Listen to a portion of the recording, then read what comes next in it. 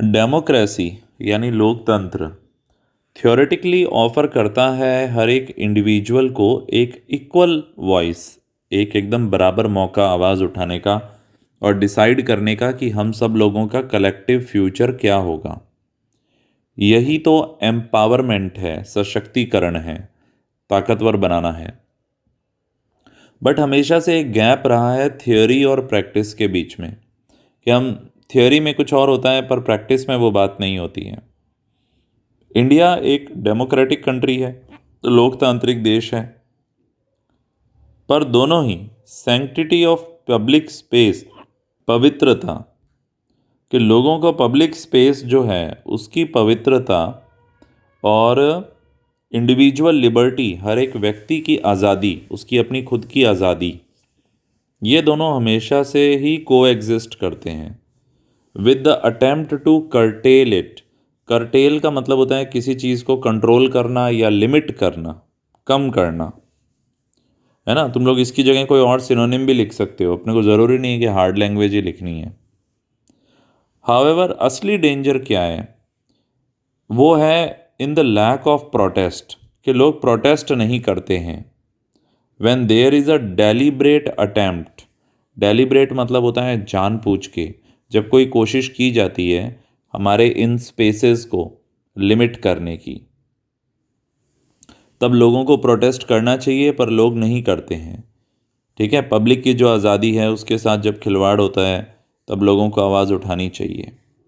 Biggest horror of any individual और community is negation. Negation का मतलब होता है नकार देना। ये बहुत खतरनाक चीज़ है। मतलब नेगेशन में ये भी बात आ गई कि मैं वोट नहीं दूंगा, मुझे तो कोई भी पसंद नहीं है, मैं तो नहीं देता किसी को भी, मैं जाऊंगा ही नहीं, ये भी नेगेशन है। आंखें मूंद लेना, दूसरी तरफ देखने लग जाना, इग्नोर करना। मार्जिनलाइजेशन होता है औरतों का और दलितों का, उनको मार्जिनलाइज्ड कर दिया जाता है, मतलब उनको साइड में कर दिया जाता है, उनको मौके नहीं दिए जाते आगे बढ़ने के। और परसिक्यूशन होता है, मतलब परसिक्यूशन, इसकी स्पेलिंग मुझे गलत लग रही है, ए नहीं आएगा इसमें शायद। गरीबों का परसिक्यूशन होता है, मतलब उनके ऊपर अत्याचार होते हैं। जो स्पेसेस हैं फॉर डिसेंट, डिसेंट यानी असहमति, तो ये क्या कहना चाह रहे हैं यहाँ पे, कि जो डिसेंट होना मतलब असहमति होना इन मार्जिनलाइज्ड लोगों के लिए, और वल्नरेबल, वल्नरेबल यानी ऐसे लोग जिनको आसानी से नुकसान पहुंचाया जा सकता है। ये जो इस टाइप के सेक्शन है ना सोसाइटी के, इनके लिए कुछ स्पेसेस बनने चाहिए, कुछ स्थान बनने चाहिए जहां ये अपने अधिकारों के लिए लड़ सकें, और प्रोटेक्शन होनी चाहिए इनके अधिकारों की। चैलेंज जो हमारे सामने पहले था, जो हमारे सामने है आज, वो ये है कि हमारे पास एक सिस्टम हो गवर्नेंस का, जिसमें हम कहते हैं कि भाई ऑफ द, की जो डेमोक्रेसी है, कंट्री है, वो of the people, by the people and for the people, पर ऐसा प्रैक्टिकल में होता नहीं है। डेमोक्रेसी हर एक को अधिकार देती है एक्ट करने के लिए, पर ये बड़ी अनफॉर्चुनेट बात है, दुर्भाग्य की बात है कि हम में से बहुत सारे लोग डिनाई कर देते हैं इस राइट टू एक्ट को, कि हम लोग कोई कदम ही नहीं उठाते। कुछ कदम उठाना भी हमारा अधिकार है, बिकॉज ऑफ नेशन, क्लास और रिलीजियस एंड जेंडर प्रेजुडिसेस, क्योंकि हमें देश को लेकर, हमारी हमारी जाति को लेकर, धर्म को लेकर और हमारे आदमी या औरत होने को लेकर प्रिजुडिस है, मतलब पूर्वाग्रह हैं, हम पूर्वाग्रहों से ग्रसित हैं।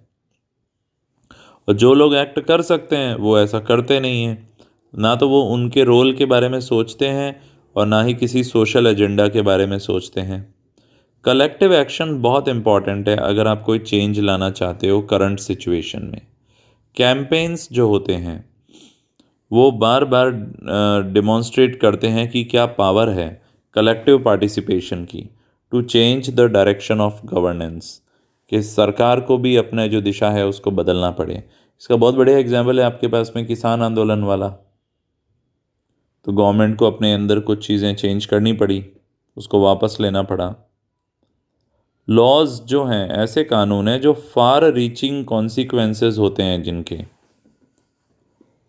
कॉन्सिक्वेंसेस मतलब परिणाम, जैसे कि राइट टू इंफॉर्मेशन एक्ट है, आरटीआई, और एम्प्लॉयमेंट गारंटी एक्ट है कि सबको रोजगार देने की गारंटी है। उसमें इन्वॉल्वमेंट रहा है ऑर्डिनरी पीपल का, तभी इनका कंसेप्ट आया है, इनका फिर फॉर्मुलेशन हुआ, इनको बनाया गया और फिर इनको इम्प्लीमेंट भी किया गया। ठीक है, अरुणा रॉय ने लिखा हुआ है ये। एम्पावरमेंट कोई डिस्ट्रप्शन नहीं है प्रॉब्लम्स का, मतलब प्रॉब्लम्स का कोई तोड़ नहीं है सशक्तिकरण, बट स्ट्रेंथ में, एबिलिटी में उनसे डील करना ये हमें बताता है। किसी भी कैंपेन के अंत तक पहुंचते हैं तब वो तभी होते हैं जब हम कुछ अचीव कर लेते हैं, तो हमें साथ में ये भी रियलाइज़ होता है कि फ्यूचर में क्या प्रॉब्लम्स आएंगी, उनके बीज बोए जा रहे हैं।